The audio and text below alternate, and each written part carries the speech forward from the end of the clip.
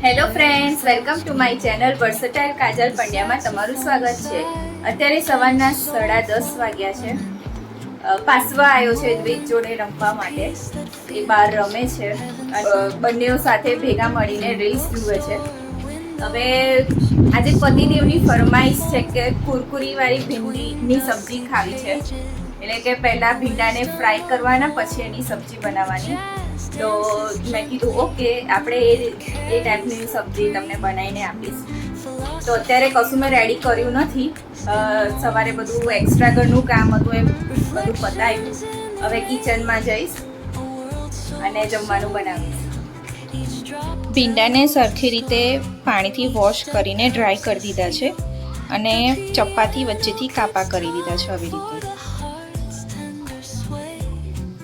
હવે આ ભીંડાને હું ઓઇલમાં ફ્રાય કરી લઈશ. તેલ ગરમ થઈ ગયું છે. હવે બહુ ઓછું લીધું છે, બહુ ભીંડા નથી ને, તો હવે ભીંડાને તેલમાં નાખીને થોડી વાર માટે ફ્રાય કરવા રાખીશ.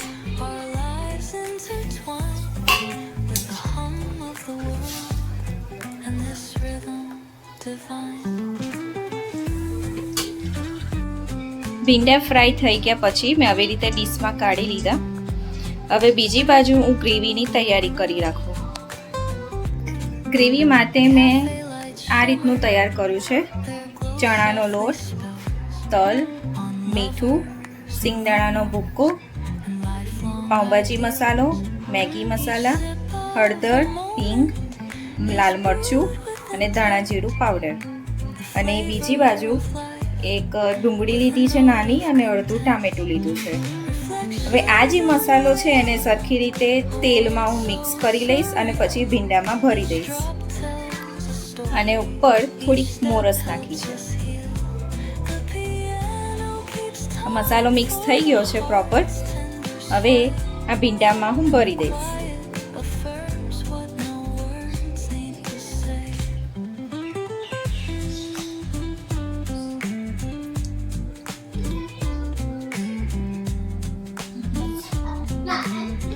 આવી રીતે ભીંડા ભરીને તૈયાર થઈ ગયા છે.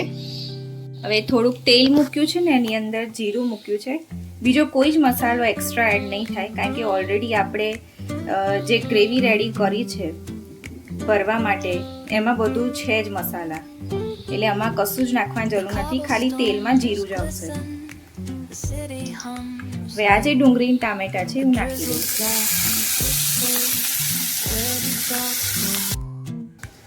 ડુંગળી અને ટામેટા 5-10 મિનિટ માટે હું થોડીક વાર ગેસ ઉપર ચડાવવા દઈશ. ત્યાં સુધી બીજી બાજુ દાલ ફ્રાયની તૈયારી કરી દઉં, કારણ કે ઘરે છે ને દ્વિજ રોટી અને સબ્જી નથી ખાતો. એ સ્કૂલમાં ખાય પણ ઘરે નથી ખાતો, એટલે એની માટે રાઈસ જ બનાવવો પડે. તો થોડાક દાળ રાઈસ બનાવી દઈશ એની માટે.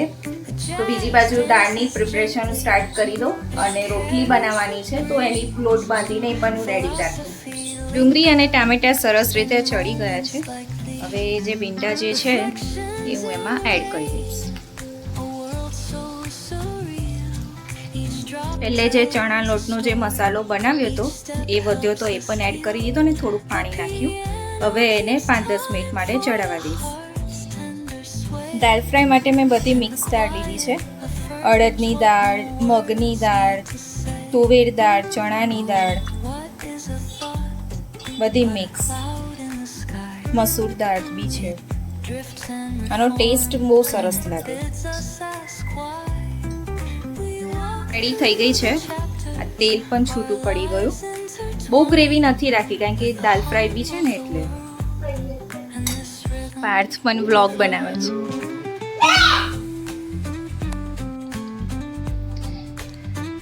બધાને ખબર પડી જાય કે આજે તારો રવિવાર છે. શું કર્યું છે ત્યાં બધું? આ બધું હું સાફ નહીં કરું, તારે કરવું પડશે સાફ. સાંભળ્યું તે?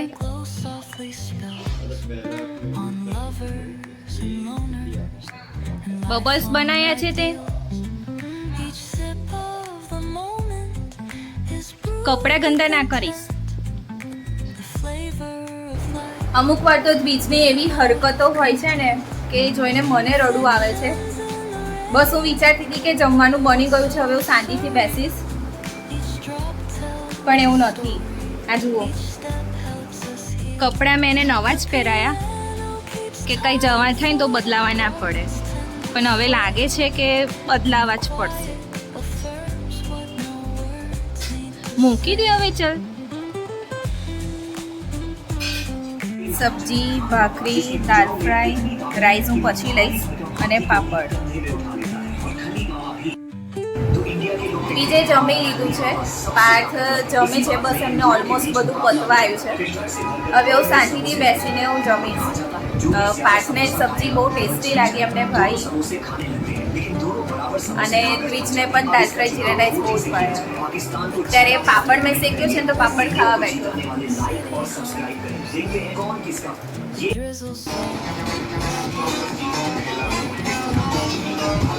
મસ્ત જમવાનું જમી લીધું અને પ્લેટફોર્મ ને બધું સાફ પણ થઈ ગયું. જમવાનું બનાવતા કેટલી બધી વાર લાગે છે, ખાતા વાર નહીં લાગતી. ફટ બધું પતી જાય. ખાવા બનાવવામાં બહુ મહેનત છે, વાર પણ લાગે. આટલો બધો વરસાદ પડે છે પણ ગરમી તો લાગે જ છે. ઠંડક હજુ થઈ નથી. અત્યારે દ્વિજ અને પાર્થ દ્વિજને લઈને ઉપર ગયા છે. દ્વિજ કહે છે મને ઊંઘ આવે છે, એટલે ઉપર હિંચકો છે એટલે એવરી સન્ડે એ ઉપર હિંચકામાં જ સૂઈ જાય બપોરે. હમણાં કલાક 1.5 કલાક જેવું સૂઈ જશે. ત્યાં સુધી બસ હવે હું શાંતિથી બેસીશ.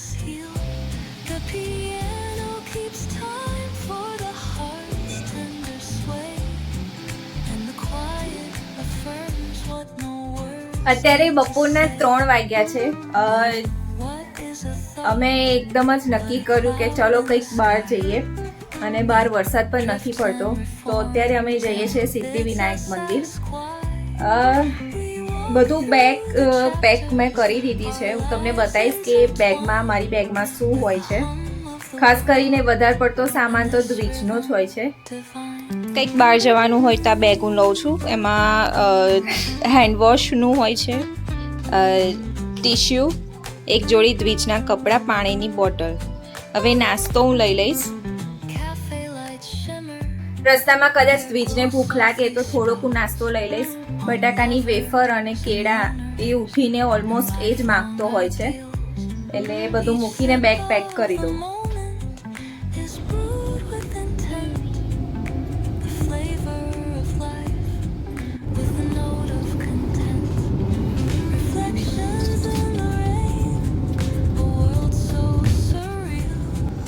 મંદિરે પહોંચતા વાર તો લાગે જ, એટલે દ્વિજ થોડી વાર શાંતિથી બેસે, પછી તો એની હરકતો ચાલુ થઈ જ જાય. કારણ કે એક જગ્યાએ ટકીને દ્વિજને બેસવું એના માટે બહુ જ અઘરું છે. બહાર બહુ જ મસ્ત એટમોસ્ફિયર હતું અને એકદમ વાદળ જ હતા.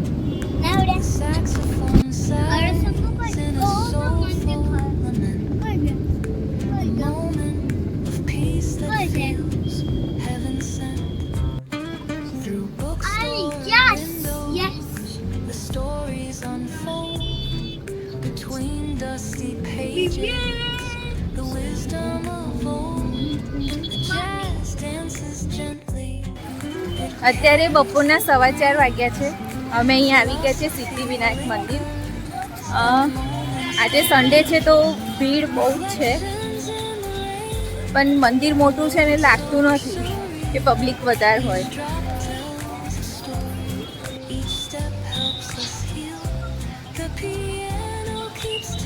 અહીંયા આગળ સ્ટાર્ટિંગમાં ચંપલ મૂકવાનું છે.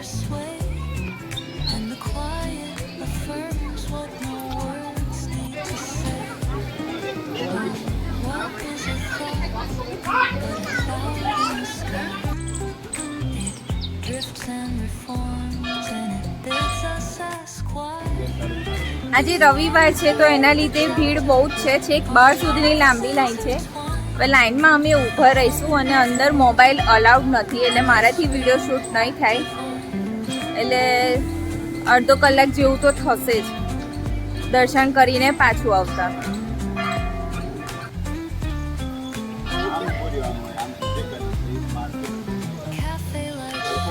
their glow softly spilled on lovers and loners.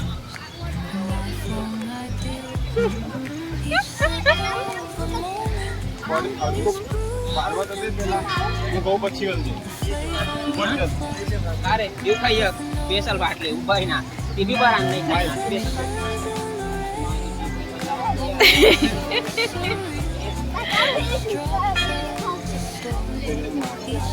helps us heal. The piano વાંદરાની હરકતો કેવી ના પડે.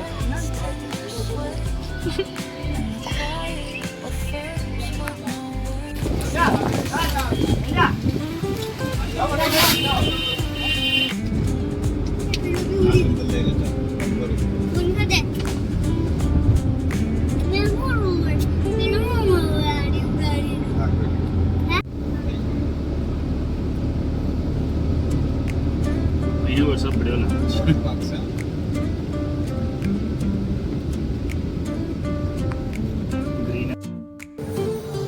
અમે અહીંયા આગળ નડિયાદ આવ્યા છે બાપ સ્વામિનારાયણ મંદિરમાં. બહુ મોટું મંદિર છે અને એક બાજુ ઝરમર વરસાદ પડે છે અને બીજી બાજુ જગ્યા એટલી સરસ છે, બહુ મોટી.